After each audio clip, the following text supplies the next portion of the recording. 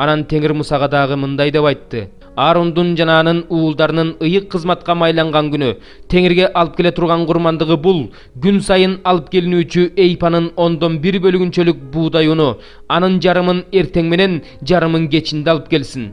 Ал көмөч казанга зайтун майы кошулуп бышырылсын, сындырып алып келген нан курмандыгындай кылып, аны да сындырып үстүнө зайтун майын куюп алып кел. Аны Теңирге жагымдуу жыт чыгаруу үчүн алып кел.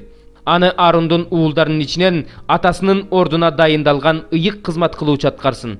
Бул Теңирдин түбөлүк мыйзамы. Ал бүт бойдон өрттөлсүн. Ыйык кызмат кылуучу алып келген бардык нан курмандыктары желбестен бүт бойдон өрттөлсүн.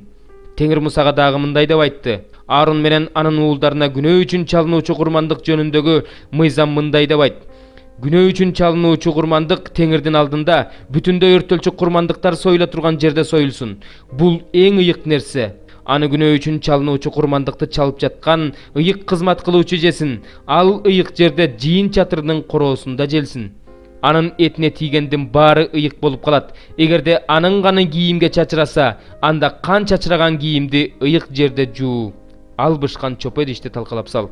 Эгерде ал жез идиште бышырылса, анда аны тазалап суу менен жуу. Аны ыйык кызмат кылуучулар тукумунун эркек аттууларынын баары жесе болот.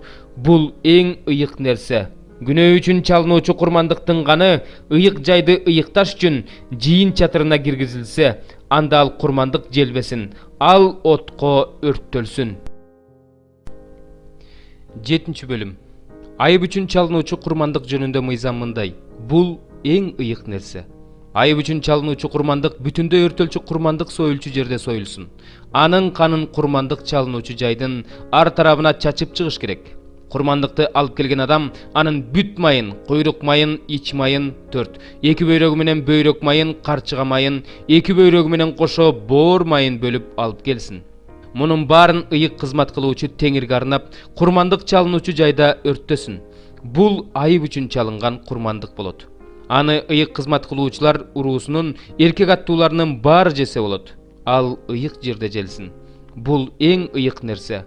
Күнөө үчүн чалынуучу курмандык менен айып үчүн чалынуучу курмандыктын мыйзамы бир. Бул курмандык күнөөдөн тазалаган ыйык кызмат кылуучуга тиешелүү. Ыйык кызмат кылуучу бирөөнүн бүтүндөй өртөлчү курмандыгын өрттөсө, ал өрттөгөн бүтүндөй өртөлчү курмандыктын териси ага тиешелүү.